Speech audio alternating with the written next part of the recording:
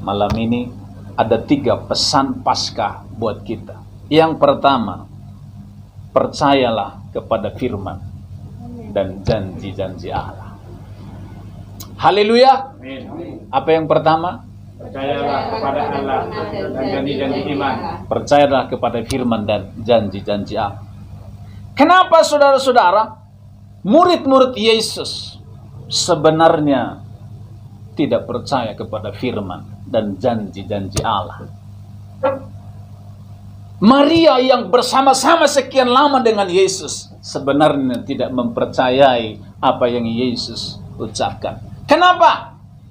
Ketika mereka melihat kubur itu terbuka, mereka kaget dan terheran. Loh, kenapa ini terjadi? Bukankah Yesus sudah bilang selama 3 tahun bersama-sama dengan mereka, nanti aku akan mati, tetapi aku akan bangkit pada hari yang ketiga. Berulang-ulang Yesus ngomong itu kepada murid-muridnya, saudara-saudara. Tapi kenapa ketika Yesus bangkit dari kematian, mereka kaget dan heran? Dan kenapa ini bisa terjadi? Apa yang terjadi? Berarti selama ikut Yesus, mereka tidak percaya kepada janji Allah, tidak percaya kepada firman yang Yesus ucapkan dari mulutnya. Itu muridnya Yesus loh yang setiap hari dengar, lihat mulutnya Yesus, lihat bibirnya Yesus ngomong itu loh. Kita ini nggak lihat mulutnya Yesus ngomong kan, kita hanya lihat baca firman Tuhan. Mereka saja nggak percaya, gimana dengan kita, saudara-saudara? Tapi bukan berarti ada alasan, oh berarti kita nggak usah gitu. Iya kan? Haleluya. Saudara-saudara, seandainya Yesus tidak mati dan tidak bangkit, saudara-saudara, apa yang terjadi dengan murid-murid? Pasti mereka biasa-biasa saja, saudara. Tapi ketika terjadi seperti ini, mereka kaget. Loh, kok bisa ini terjadi? Padahal mereka sudah dengar Yesus ngomong. Ketika mereka lihat fakta, mereka baru percaya. Amin. Firman Tuhan berkata, kasihilah musuhmu.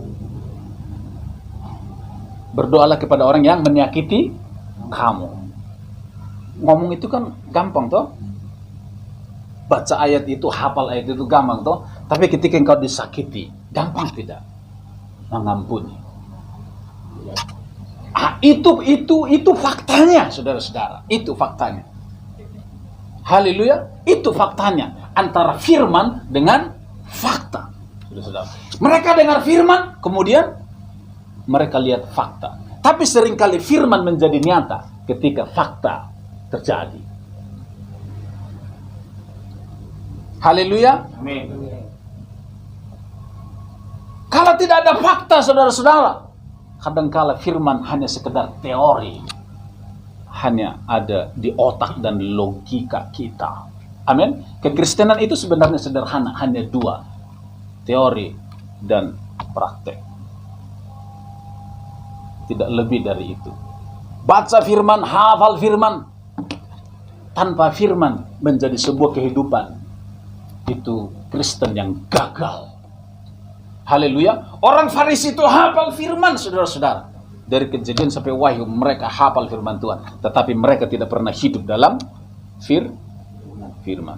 Saudara ingat kisahnya anak muda yang datang kepada Yesus. Dia bilang, Yesus, saya ingin masuk surga, gimana caranya? Kemudian Yesus bilang, oh caranya jangan berzina, jangan membunuh, jangan mengingini, jangan ini, 10 hukum Taurat. Anak muda itu bilang apa? Oh gampang, saya sudah lakukan semuanya. Kemudian Yesus lihat, apa ya?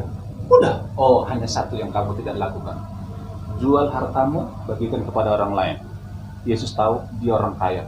Ketika dia dengar itu, dia langsung, dada Yesus, saya nggak sanggup. Dia pergi kabur. Dia melakukan firman, tapi dia lakukan hanya sekedar hukum yang tertulis. Hanya sekedar agamawi. Tapi dia tidak melakukan firman. Percaya kepada firman dan janji Allah.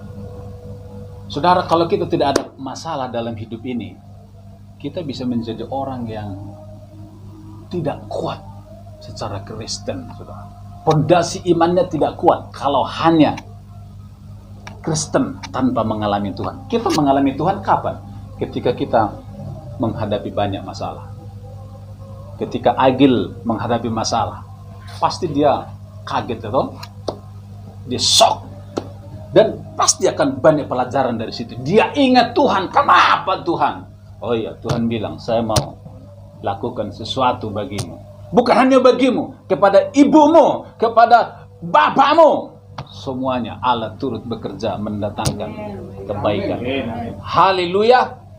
Yang jelas, saudara, setiap peristiwa yang Tuhan izinkan terjadi dalam hidup kita, supaya firman menjadi sebuah realita, kenyataan dalam hidup kita.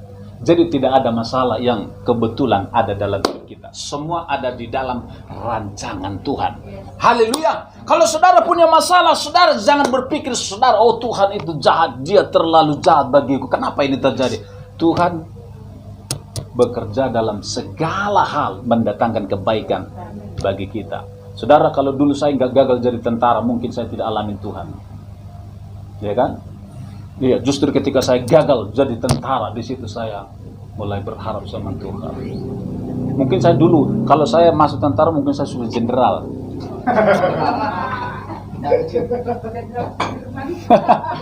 Tapi apa artinya? Di sini ada bintang, tapi saya masuk neraka. Nggak ada gunanya, kan? Walaupun saya hanya pangkatnya sekarang peltu itu pelayan Tuhan. Masuk surga. Amin. Haleluya. Amin. Iya, saudara-saudara. Ketika saya gagal masuk tentara, berkali-kali saya mendaftar, saudara-saudara. Saya nangis, saya kecewa sama Tuhan. Saya pernah berjanji sama Tuhan, Tuhan, mulai hari ini saya tidak mau ibadah, saya tidak mau ke gereja, saya nggak mau berdoa. Kenapa? Karena saya percaya tidak ada Tuhan. Dan saya sempat memutuskan tidak mau ibadah. Kenapa? Karena saya kecewa. Tapi ketika saya kecewa, saudara saya, kakak saya selalu memberikan saya firman, kemudian mengarahkan saya, hati saya mulai terbuka, dan di situ saya mulai jatuh cinta sama Tuhan. Ternyata dekat sama Tuhan itu justru enak, saudara-saudara. Akhirnya pengennya ke gereja terus, pengennya baca firman Tuhan terus. Itu kalau orang sudah jatuh cinta sama Tuhan, inginnya itu ibadah terus, malah ikut tahlilan. Oh boyku.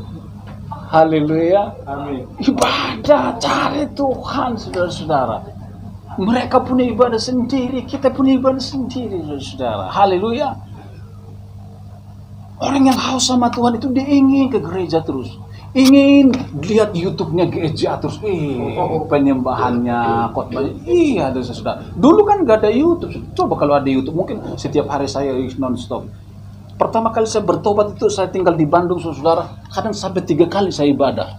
Ibadah pagi saya cari gereja ini. Ibadah yang kedua siang saya cari gereja ini. Ibadah sore saya cari gereja ini. Iya, 3 kali, saudara. Kenapa? Saya haus. Tapi sekarang itu tidak bagus. Cukup 1 gereja, saudara. Kalau saudara sungguh-sungguh ada di sini, saya percaya rohmu akan dipuaskan di sini. Amin. Kalau engkau puas di sini, nggak perlu cari tempat yang lain. Amin. Apalagi ke Tegal jauh-jauh, buat apa, saudara-saudara? Amin. Buat apa jauh-jauh, saudara? Itu membuat kita capek. Ada yang dekat, kenapa jauh? Yesus hanya sejauh doa. Betul tidak? Iya, saudara-saudara. Hidup ini sebenarnya sederhana. Yang kedua, supaya tidak terlalu lama. Apa tadi yang pertama? Yang kedua, mengalami jumpa dengan Tuhan. Kekristenan itu harus mengalami jumpa dengan Tuhan. Siapa orang yang pertama kali jumpa dengan Yesus sejak kebangkitan? Siapa? Maria Magdalena. Bukan Petrus, bukan Yohanes, apalagi ko Andi. Bukan.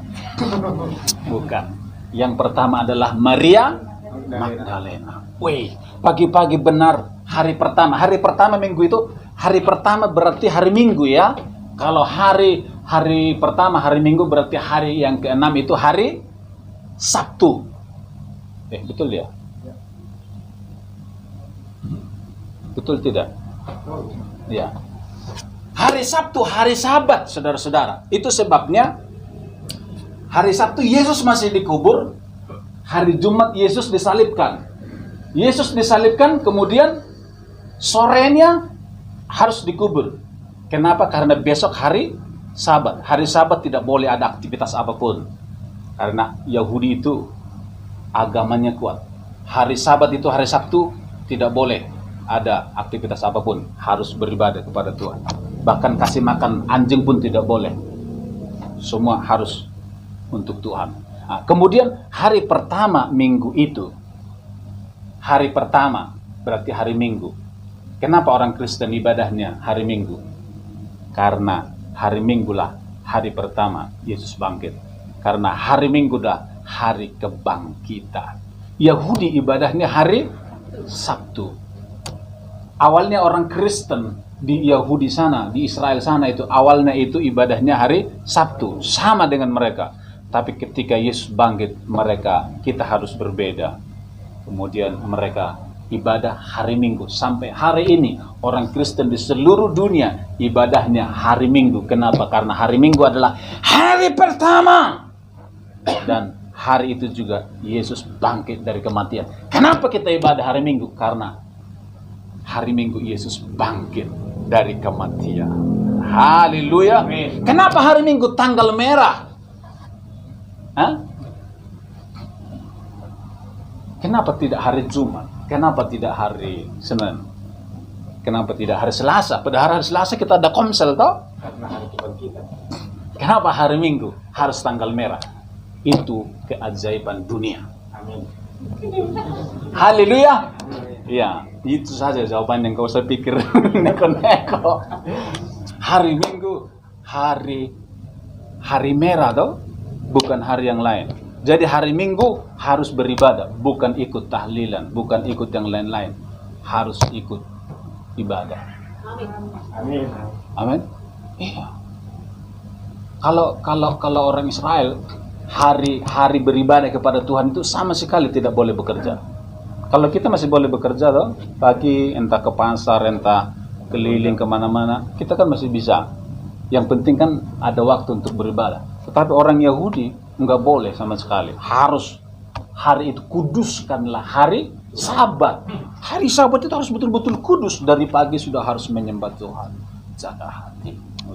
Saya dari kecil di keluarga Kristen orang Batak, saudara-saudara, setiap hari Minggu adalah hari yang saya suka. Kenapa? Setiap hari Minggu kami berhenti bekerja. Kalau tetangga kiri kanan dulu di kampung itu kan, pagi-pagi itu sudah kabur ke kebun bawa cangkul. Itu Senin, Selasa, Rabu, Kamis, Jumat, Sabtu, Minggu. Tidak ada bedanya. Tapi kami setiap hari Minggu di rumah dan beribadah. Wah, hari Minggu adalah hari yang ditunggu-tunggu. Kalau bisa latih itu saudara-saudara, hari Minggu adalah hari yang ditunggu-tunggu, hari untuk beribadah. Amin. Haleluya, Mas Aditya. Amin. Iya. Mengalami jumpa dengan Tuhan. Siapa wanita pertama tadi yang jumpa Yesus? Maria Magdalena. Ini perempuan yang luar biasa, wanita yang luar biasa. Seharusnya wanita harus lebih hebat dari wanita itu harus hebat, saudara-saudara. Kenapa? Karena yang pertama kali pergi ke kubur adalah wanita. Mestinya wanita itu lebih rajin dari laki-laki, saudara-saudara. Kenapa bukan Petrus? Petrus kan siapa murid yang paling dekat kepada Yesus? Siapa lagi? Ada 3 orang. Petrus, Yohanes, dan Yakobus. Kalau Yesus pergi kemana-mana, yang 3 ini selalu dibawa sama Yesus. Tapi ketika pagi-pagi hari Minggu itu, yang datang mencari kuburnya adalah wanita. Amin. Berarti wanita itu sebenarnya lebih haus akan Tuhan. Amin. Lebih sensitif dengan Tuhan, saudara-saudara. Amin. Amin. Yang terakhir. Yang keberapa? Terakhir. Ketiga terakhir. Yang pertama tadi apa? Saya pada firman dan janji Allah. Yang kedua? Mengalami jumpa dengan Tuhan. Yang ketiga? Kita tahu. Beritakan Kabar baik. kabar kebangkitan kepada semua orang. Amin. Haleluya. Ketika Maria Magdalena pertama kali dia lihat kubur kosong, kemudian malaikat di situ berbicara, dia sudah nggak di sini, dia sudah bangkit. Apa yang dia lakukan? Dia lari kepada murid-murid Yesus. Firman Tuhan berkata, dia dipenuhi dengan rasa takut dan gentar dan sukacita yang luar biasa. Jadi ada sukacita saat memberitakan kabar baik. Amin. Kalau saudara belum pernah memberitakan kabar baik, saudara tidak pernah mengalami sukacita ini. Tapi kalau saudara pernah memberitakan kabar baik, pasti saudara sukacitanya luar biasa. Itu yang saya alami. Saudara punya uang banyak, punya uang ratusan juta, miliaran, sukacitanya punya uang banyak, beda dengan sukacitanya ketika memberitakan kabar baik. Beda. Sukacita memberitakan kabar baik ini lebih luar biasa daripada punya uang, punya harta kekayaan. Saudara mau alami ini, beritakan kabar baik. Saya setiap kali memberitakan kabar baik, saudara, ketika orang kemudian saya beritakan kabar baik, saudara rasanya di sini, waduh senang sekali. Dan ketika pulang ke rumah, waduh senang sekali. Sekalipun orang itu tidak percaya, tapi dia mau mendengar, wih Tuhan terima kasih. Sukacitanya luar biasa. Kalau saudara tidak pernah memberitakan, saudara tidak pernah merasakan sukacita itu. Saudara mau merasakan sukacita itu, beritakan kabar baik.